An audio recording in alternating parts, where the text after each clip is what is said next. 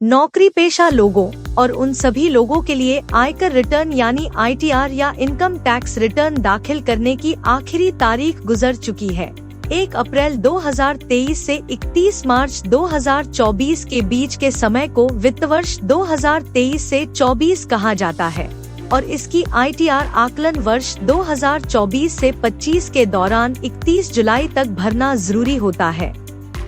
लेकिन कई बार कुछ परेशानियों के चलते या जानकारी के अभाव में बहुत से करदाता यानी टैक्स पेयर ITR समय रहते फाइल नहीं कर पाते हैं। तो अगर आप भी उन्हीं टैक्स पेयरों में शामिल हैं, तो यह खबर आप ही के लिए है। जी हाँ, 31 जुलाई के बाद भी ITR को 31 दिसंबर 2024 तक फाइल किया जा सकता है। हालांकि अब आपको उसके लिए कुछ जुर्माना अदा करना होगा। इनकम टैक्स डिपार्टमेंट ने बिलेटेड ITR के लिए जुर्माने की रकम को 2 वर्गों में बांटा है। जिन करदाताओं की टैक्सेबल इनकम यानी करयोग्य आय 5 लाख रुपए से कम होती है, उन्हें बिलेटेड ITR के लिए 1000 रुपए का जुर्माना अदा करना होता है।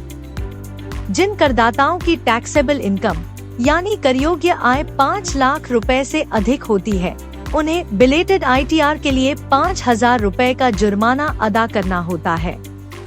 वैसे जिन करदाताओं की टैक्सेबल इनकम यानी करयोग्य आय 2.5 लाख रुपए से कम होती है, उनसे बिलेटेड ITR के लिए कोई जुर्माना वसूल नहीं किया जाता है।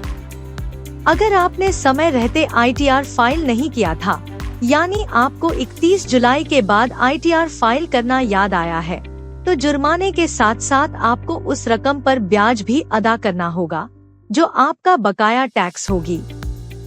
इनकम टैक्स एक्ट की धारा 234 के तहत देय रकम पर देरी के हर माह के लिए 1% ब्याज वसूला जाता है। यानी अगर आप अक्टूबर में रिटर्न फाइल कर रहे हैं, तो 31 जुलाई के बाद अगस्त, सितंबर और अक्टूबर के लिए देय रकम पर 3 माह का 3% ब्याज अदा करना होगा।